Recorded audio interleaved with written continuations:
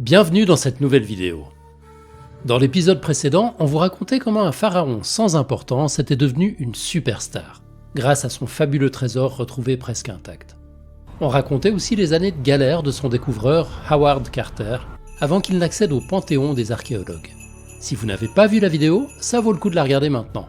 D'une part parce qu'elle est géniale, et d'autre part parce qu'elle vous aidera à bien comprendre celle-ci. Cet épisode, comme le précédent, est basé sur le propre témoignage d'Howard Carter, et sur son livre « La fabuleuse découverte de la tombe de Toutankhamon ». C'est un bouquin qu'on vous conseille vivement, même si, comme Sarkozy devant le juge, Carter a omis de mentionner quelques détails. On reprend donc à un moment particulier de l'histoire, le 26 novembre 1922. Carter et ses compagnons viennent d'accéder à l'antichambre qui renferme des centaines d'objets somptueux. Dans la pièce, pas de traces de sarcophage, mais les explorateurs découvrent une autre porte cachée.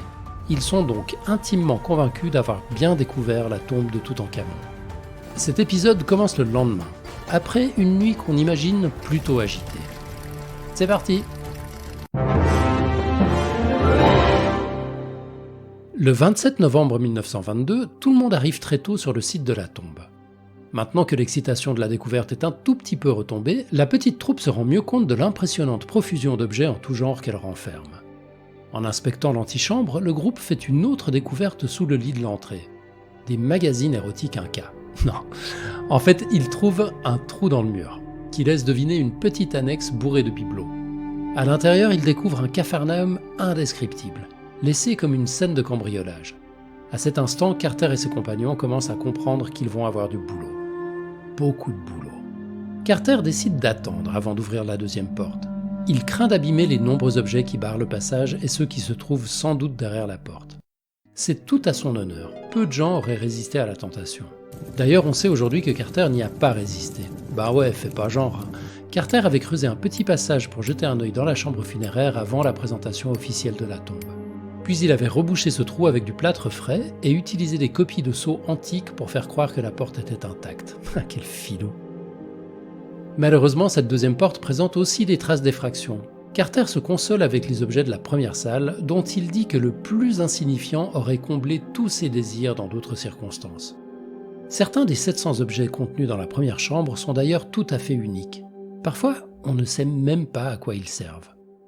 Mais avant de poursuivre ses investigations, Carter doit s'affranchir de quelques formalités et préparer la suite des opérations.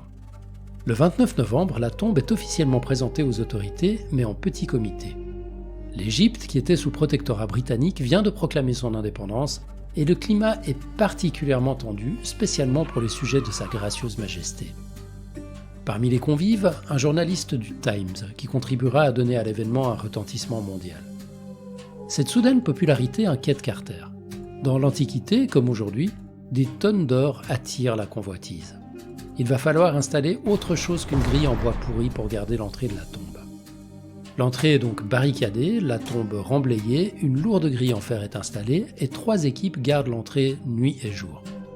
Les jours suivants sont occupés à réunir du matos et à constituer une équipe de spécialistes. Heureusement, les propositions d'aide, humaines et matérielles, affluent. Le 27 décembre, tout est fin prêt. La tombe est déblayée et le travail peut commencer. À l'époque, il n'existe pas vraiment de protocole précis, surtout pour une découverte aussi extraordinaire. Carter et son équipe vont donc devoir s'adapter et innover en suivant la voie tracée par les pionniers de l'égyptologie moderne, comme Flinders Petrie, le mentor de Carter. Chaque objet va être évalué avant déplacement.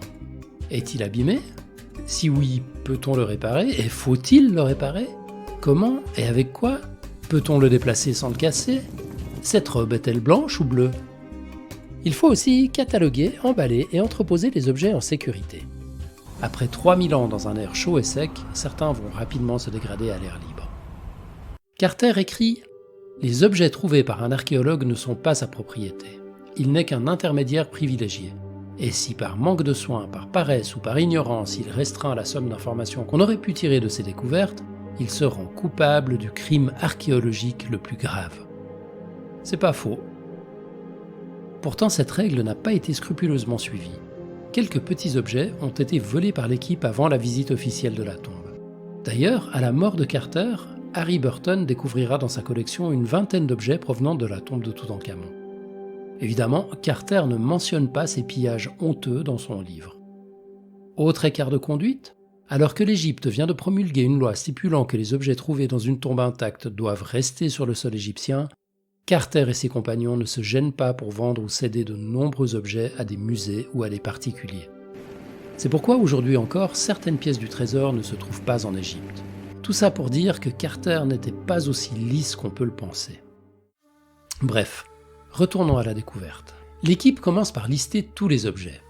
On dessine des plans, on fait des croquis, on mange des dattes fourrées, et les objets sont identifiés par lot avec des numéros. Harry Burton, le photographe, immortalise l'apparence de l'antichambre et la disposition du trésor. Il installe son labo photo dans une tombe vide non loin de là. Il faut aussi un endroit où entreposer et analyser les pièces du trésor au fur et à mesure qu'elles quittent la tombe. C'est la tombe de Seti II, non loin de là, qui servira de labo, dont l'entrée sera aussi protégée par une grille d'1,5 tonne. La tombe de Seti II est plus ou moins un long couloir, ce qui n'est pas super pratique, mais bon, on n'a rien sans rien. Pas de bras, pas de chocolat. Chaque objet est traité comme un joueur de foot brésilien vaguement bousculé, placé sur une civière rembourrée et fixé avec des bandages. Les civières sont ensuite acheminées, une fois par jour, jusqu'au labo, formant un convoi sous bonne escorte qui doit se frayer un chemin au travers d'une horde de curieux et de journalistes qui photographient sous tous les angles le moindre objet. Les objets les plus volumineux posent parfois de sérieux problèmes. Les lits, par exemple, ont été assemblés dans la tombe et sont bien trop grands pour passer par le couloir. Il faut donc les démonter avant de les faire sortir avec d'infinies précautions. Au cours de leurs investigations, l'inspecteur Carter et son équipe de détectives antiques en apprennent davantage sur les précédentes intrusions. La première a visiblement eu lieu presque immédiatement après la cérémonie. La seconde s'est faite quelques années plus tard par un petit tunnel. Les voleurs ont donc uniquement emporté des objets qu'ils pouvaient faire passer dans l'étroit conduit. Carter pense qu'ils ont été dérangés car ils semblent être repartis précipitamment. Après ce second pillage, la pièce a été rangée à l'arrache. Les meubles ont été poussés contre les murs et les objets et vêtements ont été fourrés n'importe comment, n'importe où. L'antichambre, telle que la découvre Carter, ressemble donc plus à une chambre d'ado qu'à une sépulture de roi. Les archéologues tombent aussi sur d'autres indices précieux. Certaines boîtes portent une liste de leur contenu. Ces listes permettent de vérifier l'étendue des pillages. Une boîte seulement contient tous les objets de sa liste. Au moins, ces listes permettent de remettre dans leurs boîtes respectives les dizaines d'objets qui jonchent le sol. En travaillant sans relâche, il faut 7 semaines pour vider entièrement l'antichambre. Dans son livre, Carter consacre une partie à la couverture médiatique de la découverte. Avant celle-ci, l'égyptologie faisait rarement la une des journaux. Désormais, les égyptologues sont traités comme des célébrités. L'équipe reçoit des milliers de lettres d'admirateurs, des sollicitations, des conseils ésotériques, ainsi qu'une demande d'ajout d'amis de la part de Manuel Valls. Chaque jour, des centaines de curieux s'amassent autour du site et Carter et ses compagnons passent énormément de temps à répondre aux questions. Écoutez, laissez la police faire son travail. Dès que j'aurai de plus en plus d'informations, croyez bien que vous en serez les premiers informés. Entre les visites officielles et celles d'amis, l'équipe n'a bientôt plus le temps de travailler. Elle prend alors la décision de reboucher une énième fois la tombe, désormais vide, et d'interdire les visites au laboratoire. Dans le laboratoire, c'est le chimiste Alfred Lucas qui dirige les opérations. On examine les objets, on les photographie, on les nettoie, on recopie leurs inscriptions, puis on les restaure et on les traite. Chaque objet, ou presque, nécessite un traitement spécifique, mélange de connaissances pratiques et d'improvisation. Certains objets semblent avoir été fabriqués il y a quelques années tellement ils paraissent en bon état. D'autres tombent en poussière au moindre souffle. À la fin de la saison, tout est soigneusement emballé et préparé pour un transfert au Caire. Dans la tombe, seules subsistent les 2 statues gardant la 2e porte scellée. Il faut attendre le 17 février 1923 pour que celle-ci soit enfin ouverte. Évidemment, cette fois, tout le gratin du Caire est présent, aux côtés de Carter et Carnarvon, et le monde entier suit l'événement. Dans la tombe, Carter s'attaque au haut de la porte. En 10 minutes, il creuse un trou assez large pour passer une lampe de poche. Avec la même émotion que l'année précédente, il jette un coup d'œil par le trou. Mais le spectacle est bien différent cette fois. Carter ne voit qu'un mur. Un mur en or. Carter s'empresse d'élargir le trou. Le mystère du mur d'or s'éclaircit. Une immense chapelle dorée barre le passage, occupant tout l'espace de la pièce. 2 heures plus tard, Carter pénètre enfin dans la chambre. Celle-ci est située en contrebas et ses murs sont peints de dessins aux couleurs vives réalisés à la hâte. La chapelle dorée est immense. Elle mesure 5 mètres de long, 3,30 mètres de large, 2,70 mètres de haut, ce qui fait un volume de 44,55 mètres cubes ou 2,3 de par Dieu. Elle est absolument splendide. C'est donc bien une chambre funéraire. Et dans cette chapelle, Carter est assuré de trouver le sarcophage de Toutankhamon. Carter poursuit l'exploration. La chambre funéraire contient elle aussi des centaines d'objets magnifiques. Mais les archéologues ne sont pas au bout de leur surprise. À droite, une entrée basse, sans porte, donne sur une troisième pièce, dont le contenu surpasse tout ce qu'ils ont vu jusqu'ici. Carter écrit « Un seul coup d'œil suffit à nous faire comprendre que c'était elle qui renfermait les véritables trésors de la tombe. » Les archéologues sont muets d'admiration. Un coffre monumental, entièrement recouvert d'or et surmonté d'une frise de cobra sacré, fait face à la porte. Près de l'entrée trône la statue d'Anubis sur son naos. La pièce est parfaitement ordonnée. Elle renferme des dizaines de coffres et de tabarnakins. Un seul coffre semble avoir été fouillé. Un seul coffre semble avoir été fouillé. La pièce comporte des centaines d'objets soigneusement disposés, parmi lesquels des statuettes, des cercueils miniatures, des maquettes de bateaux, un char, etc.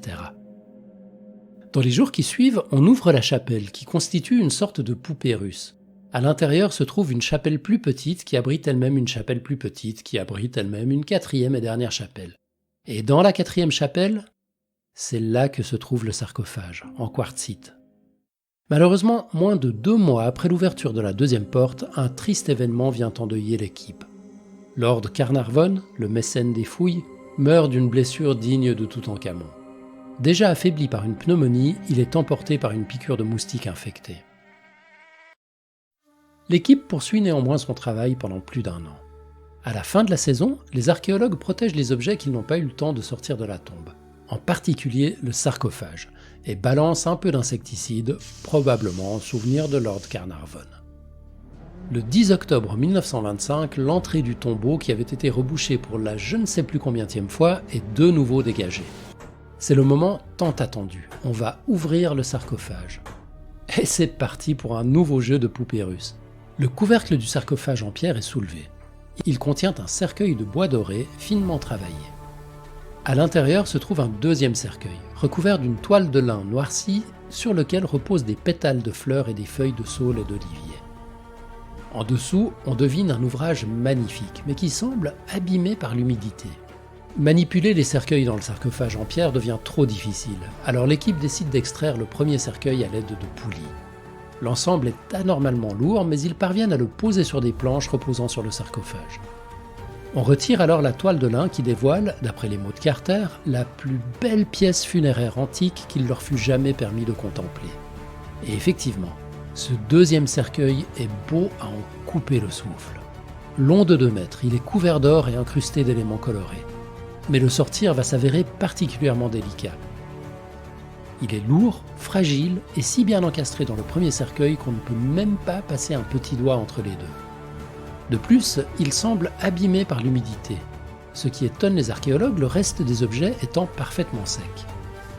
L'équipe se creuse les méninges pendant 2 jours avant de trouver la solution. Ils vont utiliser des fils de cuivre fixés au cercueil pour pouvoir le sortir doucement de son habitacle. Le lendemain, Carter et son équipe procèdent à l'extraction. Plutôt que de soulever le deuxième cercueil, ils abaissent le premier, le deuxième restant suspendu au-dessus. Mission accomplie. Le deuxième cercueil est extrait sans dommage. L'équipe entreprend de l'ouvrir à son tour. À l'intérieur, ils découvrent un 3e cercueil. Non mais c'est le dernier, on vous rassure. Dissimulé sous un linceul rougeâtre et d'autres décorations. Carter retire le linceul. Cette fois, l'émerveillement atteint des sommets. Ce 3e cercueil est entièrement constitué d'or massif. Voilà pourquoi il était si lourd. Superbement décoré, il est incrusté de pierres et porte un double collier amovible. Mais il trempe dans une substance poisseuse qui le recouvre à moitié. Ce sont les restes des onguents qui ont été versés sur le cercueil. Voilà d'où vient l'humidité qui a malheureusement abîmé le cercueil en bois. Cette substance forme une sorte de colle visqueuse, parfois dure, parfois molle, qui dégage encore une odeur plaisante, mais qui rend l'extraction du cercueil en or particulièrement difficile. Comme toujours, l'équipe finit par trouver une solution. Et après nettoyage et traitement, l'équipe en vient à l'ultime étape, l'ouverture du dernier cercueil. Avec une indicible émotion, l'équipe découvre enfin la momie de Toutankhamon. Le corps est soigneusement enveloppé dans des bandelettes de lin enrichies d'ornements et repose les bras croisés sur la poitrine. La tête et les épaules sont recouvertes par le célébrissime masque d'or funéraire. Il tient entre ses mains le fouet et la crosse, emblème de la royauté, ainsi qu'un petit scarabée rituel. Retirer le masque s'avère extrêmement complexe, mais l'équipe s'en sort avec brio. L'épopée archéologique s'achève avec l'extraction du lit de bois doré décoré de têtes de lion, qui se trouvait tout au fond du sarcophage en pierre.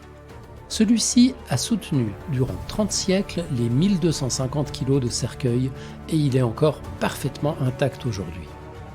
Grâce à cette découverte sans pareille, les archéologues peuvent, pour la première fois dans l'histoire, retracer l'inhumation d'un pharaon. Et 100 ans plus tard, c'est grâce à Carter et ses compagnons que l'on peut admirer ces merveilles parfaitement conservées. Voilà, c'est aussi ici que s'arrête cet épisode, même si l'histoire de Carter et Toutankhamon ne prend pas fin immédiatement. Toutankhamon fera encore régulièrement parler de lui. Quant à Carter, il travaillera encore une dizaine d'années sur la tombe de Toutankhamon, avant de prendre une sorte de semi-retraite tout en continuant à se passionner pour l'égyptologie jusqu'à la fin de sa vie. Il mourra le 2 mars 1939 à l'âge de 64 ans, presque oublié. Seulement 9 personnes se présenteront aux funérailles. L'épitaphe de sa tombe est une citation funéraire empruntée à Toutankhamon. « Puisse ton esprit vivre, puisses-tu passer des millions d'années, toi qui aimes Thèbes, assis face au vent du nord et tes yeux contemplant le bonheur. Ô nuit, déploie tes ailes sur moi, telles les étoiles éternelles. » C'est plutôt stylé, moi je veux pareil sur ma tombe. Une dernière chose avant de vous quitter. Dans ces 2 épisodes, on a très peu parlé des nombreux Égyptiens qui ont travaillé avec Carter, qu'il s'agisse d'ouvriers ou d'égyptologues locaux. Carter les mentionne à peine dans son livre, et l'histoire de la découverte, principalement relayée par les Occidentaux avec un fort biais colonisateur, n'a malheureusement pas retenu plus que quelques noms. Au moins peut-on citer Hussein Abou Awad, Hussein Ahmed Saïd, Ahmed Guérigar et Gad Hassan parmi ses principaux collaborateurs. Voilà, cette fois c'est vraiment fini. Abonnez-vous pour ne pas rater le prochain épisode. Les liens et les infos sont dans la description. Et vous pouvez nous soutenir sur YouTube avec les super thanks ou sur Tipeee, ici. Bisous!